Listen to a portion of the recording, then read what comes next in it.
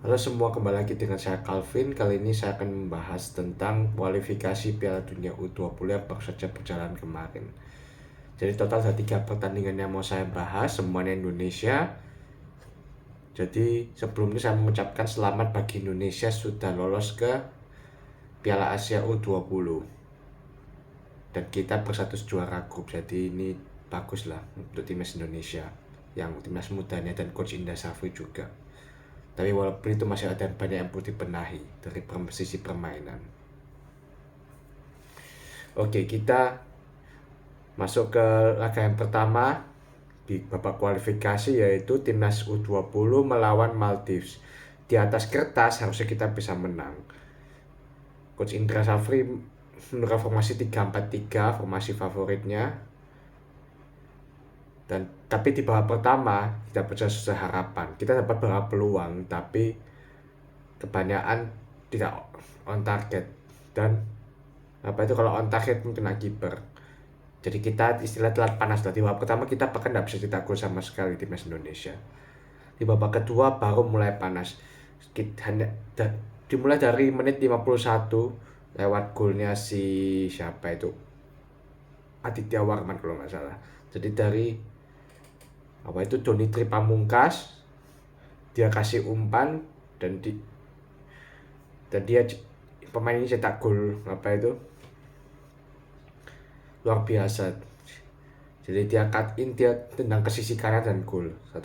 Kemudian gol kedua tidak lama, 3 menit kalau nggak salah. Kemudian gol ketiga dan gol keempat itu, 4 gol itu hanya berselang sekitar 10-15 menit lah. Jadi cepat golnya. Dan 4 pemain berbeda, Vigo, Afrizal, Ditya Warmah, satu lagi aku lupa, Raven ya kalau nggak salah. Ya, jadi ada 4 orang yang cetak gol, 4 orang yang berbeda. Harusnya Maldives yang nggak bisa apa-apa lagi. Tapi Maldives cepat menyerang ya, beberapa kali dapat peluang tapi digagalkan sama kiper kita si Ikram. Ya ini start yang bagus bagi timnas Indonesia, tapi kalau lawan Maldives, lawan tim kayak Maldives itu harusnya kita panas dari babak pertama, bukan harus nunggu babak kedua baru cetak gol. Oke, jadi kita masuk ke laga kedua. Laga kedua yaitu timnas Indonesia melawan Timor Leste. Nah ini juga di atas kertas harusnya kita bisa menang. Dan bagusnya di laga ini, ya Coach Indra Safri tetap menurunkan starting line up yang sama, tapi beda cuma satu di backnya. Backnya itu satu pergantian. Saya lupa lagi siapa namanya. Jadi tapi bagusnya di babak pertama sudah cetak 2 gol lewat Jens Raven, sama satu lagi itu si Afrizal kalau nggak salah namanya. Tapi ya di babak kedua kita sedikit kendor. Bahkan kita membiarkan Timor Leste cetak gol lewat counter. Dan ya itu kalau menurutku ya, jadi aku sempat lihat live-nya, itu kesalahan antara back sama kiper. Jadi backnya terlena karena membiarkan counter itu terjadi, dan tendangannya itu harusnya masih dalam jangkauan kiper. Kiper harusnya bisa nangkap si Ikram, tapi dia malah membiarkan itu juga kesalahan kiper juga. Sebenarnya dari babak pertama Timor Leste itu sebenarnya beberapa peluang dari counter, tapi gagal dimanfaatkan. Baru bisa dimanfaatkan di babak kedua.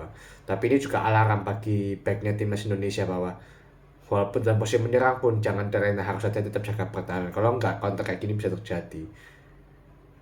Tapi syukurnya setelah kebobolan kita bisa cetak gol lagi lewat kerjasama Donitri Pamungkas sama si Rakil kalau nggak salah, nomor 18, aku lupa siapa namanya. Donitri sudah kasih 2 assist, 3 bahkan. Satu lagi itu pas lawan siapa ya?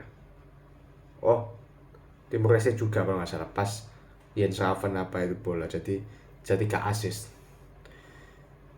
Nah di tandingan terakhir ini baru lawan yang cukup seimbang, karena kita lawan Yemen sama Indonesia. Setelah 2 laga itu sama-sama 6 poin. Tapi kita punya keunggulan. Kenapa? Karena kita dalam 3 laga tersebut kita masih tuan rumah. Jadi kita lawan Maldives, lawan Timor Leste, dan lawan Yemen itu semua kita di Indonesia, dan kita juga ya dimain di GBK di Gelora Bung Karno, jadi di tuan rumah lah istilahnya.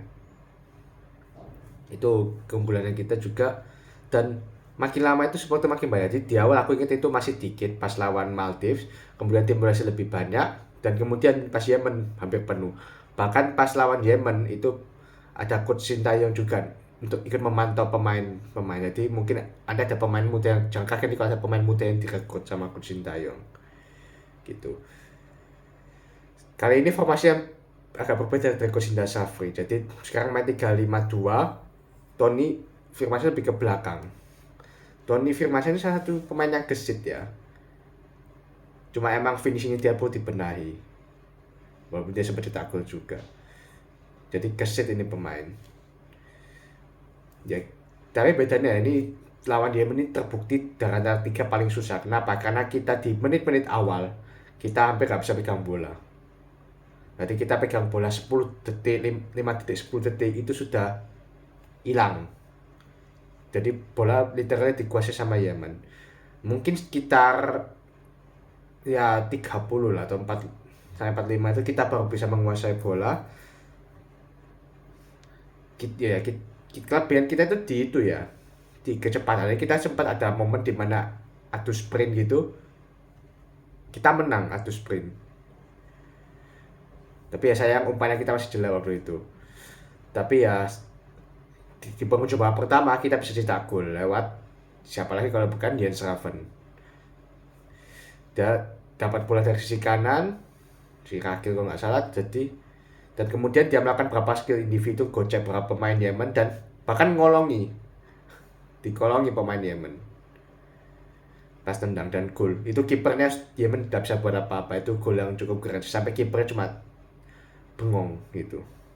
1-0, tapi dalam berselang kita ya sedikit kurang penuh karena kita Yemen dapat golnya itu lewat deflect nomor 5 kalau nggak salah. Dia nendang dari keluar kotak penalti tapi bolanya deflect jadi berubah arah dan kipernya Ikram nggak bisa nangkep. Jadi memang itu ya kurang beruntung 1-1. Tapi saya di babak kedua ya kita mainnya lebih menurun, tapi agak membosankan ya karena juga Yemen nggak terlalu ngegas juga. Berapa kali dapat peluang tapi crossingnya ke kiper gitu, jadi Ikram gampang gitu ya. Kelebihan Ikram itu kipernya itu adalah duel udara, jadi beberapa kali dia duel udara berhasil. Dan juga kelemahan pemain Indonesia itu adalah ketika jaga lawan biasanya jaga yang pegang bola, jadi fokus ke yang pegang bola sehingga pemain yang lain jarang di marking, makanya berapa kali gampang kena serangan gitu. Tapi syukurnya pertahanan Indonesia masih solid, jadi ya bisa memaksakan seri lah 1-1 sampai menit akhir. Dan berkat seri ini timnas lolos ke Piala Asia U20 di Cina tahun 2025 sebagai juara grup.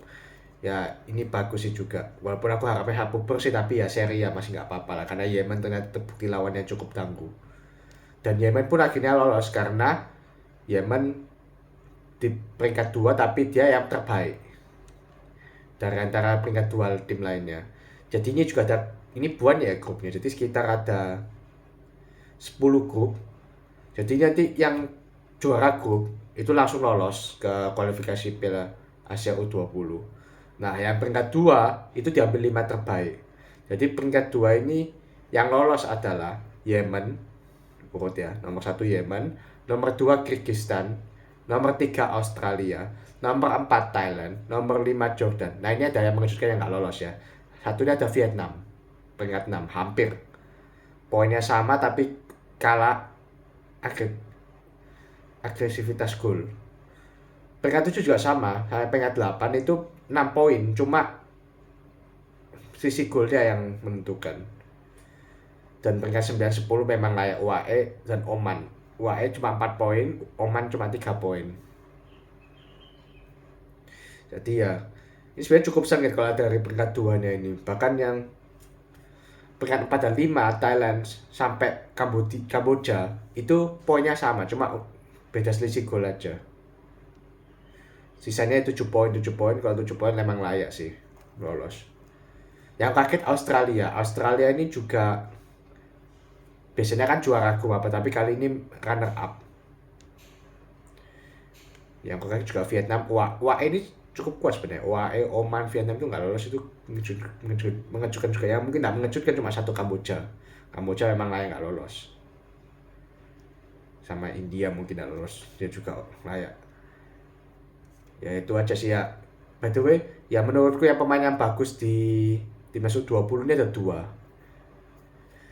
Dimitri Pamungkas sama Jens Raven. Ya menurutku mungkin dua pemain yang mungkin dipertimbangkan Coach Sintayong juga nanti untuk promosi ke timnas senior. Dia, yang dibanding pemain lain ya menurutku bagus ya itu. Kenapa Dimitri bagus walaupun dia kalau nggak salah nggak cetak gol sama sekali, tapi dia mengatur permainan, dia berapa kali kasih assist penting, dia mengatur jalan permainan, dia tahu kapan dia harus ngumpan kemana. Literally dia tuh seorang playmaker, jadi emang dia bisa mungkin Dimitri sama Jens Raven. Kalau Jens Raven karena dia emang pencetak gol ulung dan dia duel utaranya oke, apa gitu, postur tubuhnya oke, jadi ya mungkin bisa dipertimbangkan dua pemain ini. Yang sisanya mungkin masih harus belajar lagi, yang sedikit mendekati itu sih Tony Firmansyah, tapi ya masih belum bisa mendekati dua pemain ini. Menurutku yang bagus di turnamen ini ya dua pemain itu, Jens Raven sama Dimitri Pamungkas. Ya itu aja sih dari saya. Terima kasih sudah menonton video ini.